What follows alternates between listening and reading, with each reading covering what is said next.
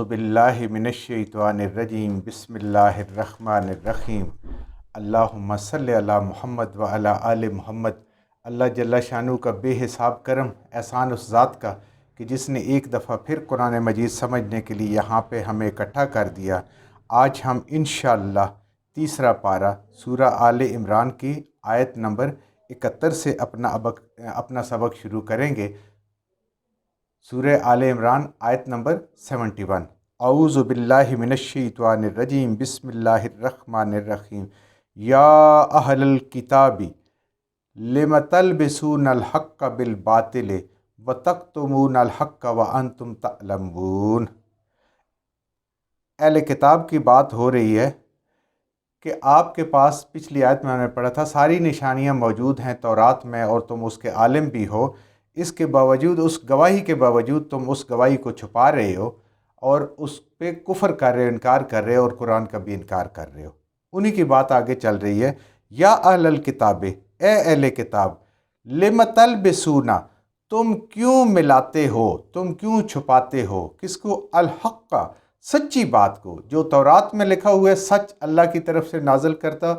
جو انجیل میں لکھا ہوا ہے وہ بھی سچ اللہ کی طرف نازل کردہ، اور جو قرآن میں لکھا ہوا ہے ایک ایک لفظ، ایک ایک زیر زبر سب کچھ سچ ہے، تو تم کیوں اس کو چھپاتے ہو اور کیوں اس کو ملاتے؟ الحق کا بالباطل، جھوٹ کے ساتھ۔ سچ کو جھوٹ کہنا سچ کو جھوٹ کے ساتھ ملانے کے مترادف ہے، اور اسی طریقے سے جھوٹ کو سچ کہنا یہ بھی سچ اور جھوٹ کو ملانے کی بات ہے۔ سچ سچ ہوتا ہے، کہا جانا چاہیے کہ یہ سچی بات ہے، اور جھوٹ جھوٹ ہوتا ہے، تو تم کیوں ملاتے ہو؟ وَتَكْتُمُونَ الْحَقَّ، اور تم چھپاتے ہو حق کو، وَأَنْتُمْ تَعْلَمُونَ، حالانکہ تمہیں اس بات کا علم ہے۔ اللہ نے تمہیں حق کا علم عطا فرمایا تورات کا، لیکن جب نبی کریم صلی اللہ علیہ وآلہ وسلم نے اپنی نبوت کا اعلان کیا اور وہ ساری نشانیاں آپ کے اندر موجود تھیں، تو انہوں نے ان کو چھپانا شروع کر دیا، صرف اس بغض اور حسد کی وجہ سے کہ بنی اسرائیل سے آپ نبی نہیں ہیں، آپ بنو اسماعیل سے نبی ہیں، تو تم کیوں چھپاتے ہو؟ حالانکہ وَأَنْتُمْ تَعْلَمُونَ، تمہارے پاس علم موجود ہے، تم اس علم کو جانتے ہو۔ وقالت، اور کہا، طائفتم، ایک گروہ نے، کون سا گروہ تھا؟ ایک جماعت تھی علماء یہود کی، من اہل الکتاب، اہل کتاب میں سے، اہل کتاب میں سے ایک جماعت جو یہود علماء پہ مشتمل تھی۔ یہ بہت بڑے عالم تھے تورات کے، بہت ان کو تورات اچھی طرح پتہ تھی۔ نبی کریم صلی اللہ علیہ وسلم نے جیسے ہی نبوت کا اعلان فرمایا تو ان کے جو عالم تھے ان کو پتہ چل گیا تھا، لیکن اب انہیں یہ بھی اندازہ تھا کہ انہوں نے جو اپنی کتاب کو دنیا کے دھندے کے لیے، دنیا کمانے کے لیے استعمال کیا، وہ اب ختم ہو جائے گا۔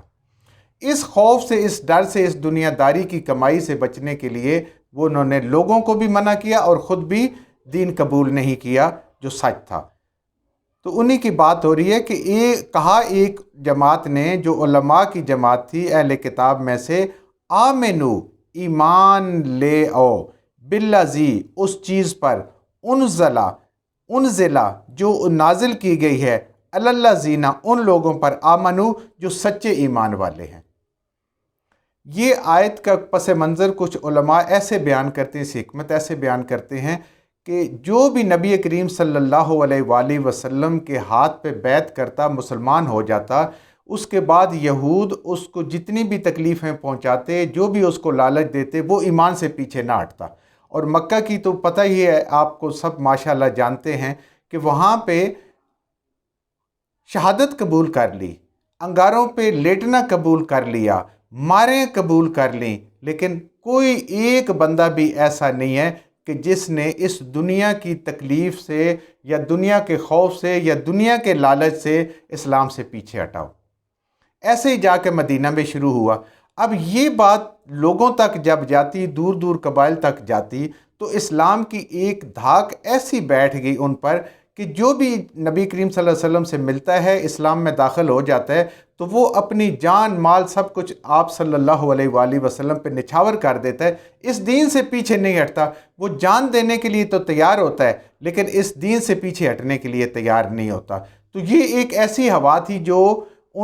چلی، اور ان کو پتہ چلی، انہوں نے اس دھاک کو کم کرنے کے لیے، اس اثر و رسوخ کے دین میں جا کے کوئی واپس نہیں آتا، اس کو کم کرنے کے لیے علماء یہود نے یہ چال چلی کہ کیا کرتے ہیں، ہم ایسا کرتے ہیں، کیونکہ علماء تو وہ مشہور تھے، لوگ بھی جانتے تھے کہ یہ بڑے اہل علم ہیں، انہیں کتاب کا علم آتا، اپنے مسائل ان سے پوچھتے تھے، ان کے پاس جا کے دین سیکھتے تھے۔ تو انہوں نے یہ کہا کہ ہم ایک ایسی چال چلتے ہیں جو اس آیت میں اللہ ان کی اس سازش کو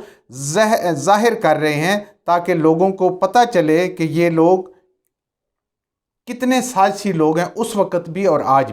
بھی لوگوں کے دلوں میں دین کے نام پہ یا دین کے بارے میں مختلف قسم کی اصطلاحات کو نافذ کر کے یا ان کو جاری کر کے، اور مسلمان کہتا ہے ہمارا اس سے کوئی تعلق نہیں ہے، ہم ایسے نہیں ہیں، ہم ایسے ہیں، ہم لبرل ہیں۔ نہیں، اسلام نے جو بنیاد رکھ دی، خواہ اس کو فنڈامنٹل کہیں یا اس کو جو مرضی کہیں، بس بنیاد تو وہی ہے، اس سے ہٹ کے کوئی اور بنیاد نہیں ہے۔ تو یہ ایک جماعت ہے جو کہتی ہے اہل کتاب میں سے کہ ہم ایمان لاتے ہیں بالذی اس چیز پر جو آپ صلی اللہ علیہ وآلہ وسلم پہ اور ایمان والوں پہ نازل ہوئی، یعنی قرآن پہ ہم ایمان لے آئیں گے، ہم نبی کریم صلی اللہ علیہ وآلہ وسلم کو نبی مان لیں گے اور اس دین پہ آ جائیں گے، ہم کلمہ پڑھ لیں گے۔ وجہ النار، صبح کے وقت، یعنی کہ نہار کے وقت، جب دن شروع ہوتا ہے اس وقت، وکفرو، اور انکار کر دیں گے، کفر کر دیں گے، آخرہ، دن کے آخری حصے میں، لعلہم یرجعون، شاید کہ ان میں سے بھی کسی کے دل میں وسوسہ آئے اور وہ اس دین سے لوٹ آئے۔ اب دیکھیں کیا سازش کی کہ صبح کے وقت ہم اعلان یہ کہیں گے، ہم کلمہ پڑھ لیں گے اور کہیں گے ہم قرآن پہ بھی ایمان لائے، محمد الرسول اللہ صلی اللہ علیہ وآلہ وسلم کی رسالت اور نبوت کو بھی مان لیا اور ہم اس دین پہ آ گئے۔ مشہور لوگ تھے، عالم لوگ تھے، لوگوں کو سب کو پتہ چلے گا تو وہ کہیں گے یہ تو بالکل دین سچا ہے کہ یہ عالم لوگ جو تورات کے اور انجیل کے ہیں یہ بھی اس پہ ایمان لائے۔ لیکن ان کے دل میں کیا تھا کہ سارا دن نبی کریم صلی اللہ علیہ وآلہ وسلم کی مجلس میں بیٹھیں گے، دین سیکھیں گے، بڑے بڑھ کے آگے کان لگا کے بڑے غور سے سن کے، اور شام کو جب وہاں سے نکلیں گے تو کیا کریں گے؟ وکفرو آخرہ، اور دن کے آخر میں دوبارہ اعلان کفر کر دیں گے۔ کیا کہیں گے؟ نعوذ باللہ، کہ ہم نے سارا دن دیکھا ہے، ہم نے تو سمجھا تھا یہ بات صحیح ہوگی، لیکن ہم تو اپنے آپ کو صحیح سمجھتے ہیں، یا ہماری تعلیم بالکل صحیح ہے، نعوذ باللہ ادھر تو کوئی ایسی خاص بات نہیں ہے، یہ تو کوئی عام سی باتیں کر رہے ہیں۔ اب چونکہ وہ علماء ہیں، انہیں اندازہ تھا ان کی بات کا اثر ضرور ہوگا لوگوں پر، تو اس کو انہوں نے سازش بنایا۔ اب یہ وہ چیز تھی کہ جو بعض کمزور ایمان والے مسلمان تھے ان کا خیال تھا کہ ان کے اندر بھی یہ آ جائے گا کہ اگر یہ بات سچی ہوتی، اگر یہ سچے ہوتے تو یہ اتنے بڑے عالم کلمہ پڑھنے کے بعد، ہر چیز کو ماننے کے بعد کبھی واپس نہ ہوتے، تو وہ وسوسہ ڈالیں گے۔ اسی لیے لعلہم یرجعون، کہ شاید یہ جو مسلمان ہو چکے ہیں ان کو دین سے واپس لے سکیں،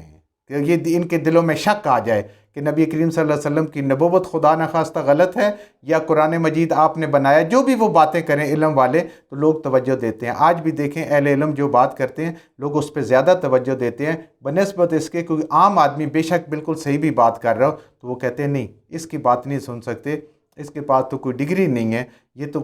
کسی مدرسے کا پڑھا ہوا نہیں ہے، یہ تو فلاں سند نہیں ہے اس کے پاس، اور یہ تو کسی علماء سے اس نے ایسے کر کے وہ اتنے سال نہیں لگائے ہوئے، اس کی بات سننے کی ضرورت نہیں ہے۔ حالانکہ حق اور سچ وہ ہوتا ہے کہ جو دل میں بھی اترتا ہے انسان کے اور دماغ میں بھی اترتا ہے، وہ سچی بات ہے۔ اور پرکھنے کا جب ہمیں دنیا کی اتنی تعلیمات اللہ نے دی، اتنا دماغ دی ہے، تو کوئی بندہ بھی جو بات کر رہا ہے تو قرآن کو کھول کے اس کو پرکھ تو لینا، کوئی حدیث کا ریفرنس دے رہا ہے تو حدیث کی کتابیں موجود ہیں، آج کل تو ہر وقت انسان کے ہاتھ میں موجود ہے موبائل کی صورت میں، قرآن کے ترجمے، قرآن کی تفسیریں، احادیث کی کتابیں، ان کی تفسیریں، انسان اس سے پرکھ لے کہ کون بات سچی کر رہا ہے کون غلط کر رہا ہے، بجائے اس کے کہ دنیاوی سندے انسان ڈھونڈے۔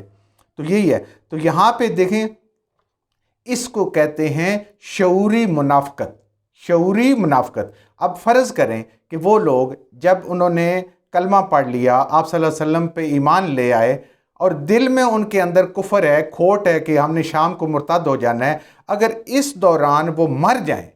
موت کا تو کوئی پتہ نہیں کسی وقت آ سکتی ہے، تو ان کا جنازہ بھی ہوگا، نبی کریم صلی اللہ علیہ وسلم ان کا جنازہ بھی پڑھائیں گے، مسلمانوں کے قبرستان میں بھی دفن ہوں گے، اور ساری جو بھی ان کے لیے دعائیں ساری چیزیں ہوں گی وہ ایک مسلمان والی ہوں گے، حالانکہ ان کے دل میں نفاق ہے۔ اس کو کہتے ہیں شعوری نفاق، کہ جو سوچ سمجھ کے انسان کرتا ہے کہ اللہ کا حکم کیا ہے، اللہ کے نبی صلی اللہ علیہ وسلم کا حکم کیا ہے، اس کو جانتے ہوئے بھی دل میں اس کے کچھ اور ہوتا ہے، یعنی اندر کچھ اور ہوتا ہے، باہر کچھ اور ہوتا ہے۔ اور ایک ہوتا ہے غیر شعوری منافق، جس کو پتہ بھی نہیں چل رہا، تو جیسے دیمک اندر سے لکڑی کو کھا جاتی ہے نا، اور وہ ختم ہو جاتی ہے، اور اوپر صرف ایک پتلی سی تہ رہ جاتی ہے، جس کو ہاتھ لگتا ہے، دھکا لگتا ہے تو وہ پھٹ جاتی ہے، ختم ہو جاتی ہے، تو وہ ہوتا ہے۔ اللہ تعالی ہمیں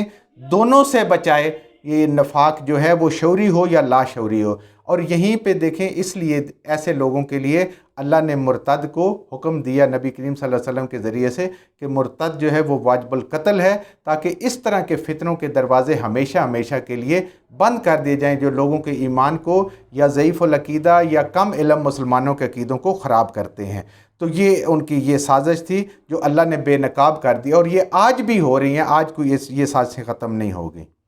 وَلَا تُؤْمِنُوا، اور نہیں ایمان لاتے، اللہ مگر لمن تبع دینکم، نہیں ان پہ دل سے ایمان لانا اور اتباع کرنی ہے اپنے دین کی۔ اب دیکھیں اسی آیت کے ساتھ کہ وہ آپس میں یہ بھی مشورہ کر رہے ہیں کہ ایسا نہ ہو کہ نبی کریم صلی اللہ علیہ وآلہ وسلم کی جب ہم تعلیمات سنیں، آپ کی شخصیت کے پاس بیٹھیں، تو ہمارا دل اس طرف مائل ہو جائے تم میں سے کسی کا، جو بھی وہ گروہ جا رہا تھا۔ وہ پہلے آپس میں وعدے کر رہے ہیں کہ اپنے دین کو نہیں چھوڑنا، اپنے ہی دین کی پیروی کرنی ہے۔ شعوری طور پہ دل میں کچھ اور تھا اور زبان سے کچھ اور اعلان کر رہے تھے، یہ منافق لوگ تھے۔ قل، اے نبی کریم صلی اللہ علیہ وسلم فرما دیجئے، ان الہدا، بے شک جو ہدایت ہے، ہد اللہ، یہ اللہ کی طرف سے آتی ہے۔ ہدایت وہ ہدایت ہے جو اللہ کی طرف سے آتی ہے، دل صاف کے ساتھ آتی ہے، دل خالی ہوتا ہے، اس میں اللہ بھی آتا ہے، اللہ کے رسول بھی آتے ہیں، قرآن بھی آتا ہے، لیکن دل میں پہلے اگر کفر، منافقت، بغض، حسد بھرا ہوا ہوگا تو پھر کچھ بھی نہیں آئے گا۔ ہدایت وہ جو میرا رب عطا کرے۔ این یوتا، یہ کہ دی گئی ہے، احدم مثلو، اس جیسی کسی کو، ما اوتی تم، جو دی گئی ہے تم کو۔ وہ اسی بات کو چلا رہے ہیں کہ دیکھیں تم صحیح ہدایت پر ہو اے اہل کتاب، اور جو ان کو ماننے والے تھے، تم جیسی ہدایت جو تمہیں دی گئی ہے، یعنی آسمان کی طرف سے، آسمانی وحی کی طرف سے تورات اور انجیل، اس جیسی ہدایت ما اوتی تم، اور نہیں دی گئی کسی اور کو۔ یعنی ہماری ہدایت صحیح ہدایت ہے، ہمارا دین صحیح دین ہے، یہ باقی اور کسی کو ملنے والا نہیں ہے۔ آج بھی آپ دیکھیں تو یہودی کسی کو بھی یہودی نہیں بننے دیتے، وہ کہتے ہیں یہ ہمارے بچوں کا حق ہے، جنت بھی ہماری ہے، ہم یہ دوسرے انسانوں کو تو جانور سمجھتے ہیں نا، ہم یہ جانوروں کو دینے کے لیے تیار نہیں ہو، تو بڑی اس سے زیادہ بھی سخت بات کرتے ہیں۔ او یحاجوکم عند ربکم، اگر تم میں سے کوئی مسلمان ہو گیا، نبی کریم صلی اللہ علیہ وسلم کے اوپر پورا صحیح ایمان لایا، تو قیامت والے دن یہ تمہارے ساتھ جھگڑا کریں گے عند ربکم، تمہارے رب کے ہاں، کہ دیکھیں یہ بھی عالم تھا، یہ سارے اکٹھے آئے تھے، ایک کو سمجھ آ گئی، باقی کو سمجھ نہیں۔ اس کا مطلب ہے کہ سمجھ سب کو تھی، باقیوں کے دلوں میں نفاق تھا اور ان کے دل میں نفاق نہیں تھا، اس لیے ان کو ایمان قبول ہو گیا، اس لیے آپ نے ایمان قبول نہیں کرنا۔ قل، اے نبی کریم صلی اللہ علیہ وسلم فرما دیجئے، ان الفضل، بے شک یہ اللہ کا فضل ہے، بید اللہ، جو اللہ کے ہاتھ میں، اللہ کا فضل اللہ کے پاس ہے، اللہ کے ہاں سے آتا ہے۔ یہ ربوت، یہ رسالت، یہ آسمانی کتابیں، یہ سب اللہ کا فضل ہے، یہ ہدایت سب اللہ کا فضل ہے۔ اور اس سے پہلے بنی اسرائیل پہ اللہ کا فضل تھا، ان کو اللہ نے کتاب بھی دی تھی، ہدایت بھی دی تھی، علم بھی دیا ہوا تھا، لیکن اس نے بنی اسرائیل نے اس علم کی، اس ہدایت کی، اس قرآنی کتاب کی ناقدری کی، اور اس کے پیچھے پڑے نا ہم نے، تعریف کر دیا، جگہ سے بدل دیا، ان کے مضمون بدل دیے، ان لوگوں سے اس کو چھپا لیا، انہوں نے ناقدری کی۔ تو اب یہ فضل اللہ کا ہے جو اللہ کے ہاتھ میں، کسی انسان کے اختیار میں نہیں ہے۔ اب اللہ نے محمد الرسول اللہ صلی اللہ علیہ وآلہ وسلم کو یہ فضل عطا فرمایا ہے، اور یہ آپ کے ماننے والوں کو اب وہ فضیلت دے دی ہے جو پہلے العالمین ان کے اوپر تھی، اب اس امت کے اوپر ہے یہ فضل۔ یؤتی ہی من یشاء، تو جب اللہ کے ہاتھ میں فضل ہے، اللہ کے یہاں فضل ہے، تو وہ جس کو چاہے دے، وہ تو بادشاہ ہے، اس کو کوئی پوچھ نہیں سکتا، نہ تم سوال کر سکتے ہو نہ کوئی اور سوال کر سکتا ہے، وہ جس کو چاہے دے۔ اس نے اب اس امت کو منتخب کر لیا ہے اور نبی کریم صلی اللہ علیہ وسلم کی امتیوں کو منتخب کر لیا ہے۔ واللہ واسع علیم، اور اللہ بہت وسعت والے ہیں، اور اللہ کے پاس علم کے خزانے ہیں۔ یختص برحمتہ من یشاء، اللہ اپنا چناؤ یختص مخصوص کر لیتا ہے، خاص کر لیتا ہے، برحمتہ ہی اپنی رحمت۔ اللہ کی رحمت کیا ہے؟ ہدایت اللہ کی رحمت ہے، دین پہ چلنا اللہ کی رحمت ہے، قرآن ہمارے لیے رحمت ہے، نبی کریم صلی اللہ علیہ وآلہ وسلم رحمت للعالمین ہے ہمارے لیے بھی اور باقی سارے جہان والوں کے لیے، یہ اللہ کی رحمت ہے۔ اور اللہ مخصوص کرتا ہے اس رحمت کے لیے جس کی مرضی، من یشاء، جس کو چاہتا ہے، یہ اس کی مرضی ہے، اسے کسی کی کوئی پرواہ نہیں ہے، اس سب کو اس کے بغیر گزارا نہیں ہے، کسی کا بھی اس کے بغیر گزارا نہیں ہے، مگر اسے کسی کی بھی ضرورت نہیں۔ یہ اس کی رحمت ہے کہ اس نے بنی اسرائیل سے نبوت کو نکال کے بنی اسماعیل میں آ گئی ہے، آقا کریم صلی اللہ علیہ وآلہ وسلم کو عطا فرما دی ہے اور آپ کی امت کو عطا فرما دی ہے۔ واللہ ذو الفضل العظیم، اور اللہ بہت ہی صاحب فضل ہیں اور بڑی ہی عظمت والے ہیں۔ جو یہ باتیں کرتے ہیں ان سے بہت بلند ہے اللہ کی ذات، اس کی شان، اس کا فضل اور اس کی عظمت۔ جو کچھ ہم نے صحیح پڑھا اللہ ہمارے ذہنوں میں، دلوں میں بٹھا دے۔ جہاں جہاں پڑھتے ہوئے بولتے ہیں ہم سے غلطیاں ہوں گی، اللہ ہمیں معاف فرما دے اور ان غلط باتوں کو ہمارے ذہنوں سے، دلوں سے اللہ کی ذات نکال دے۔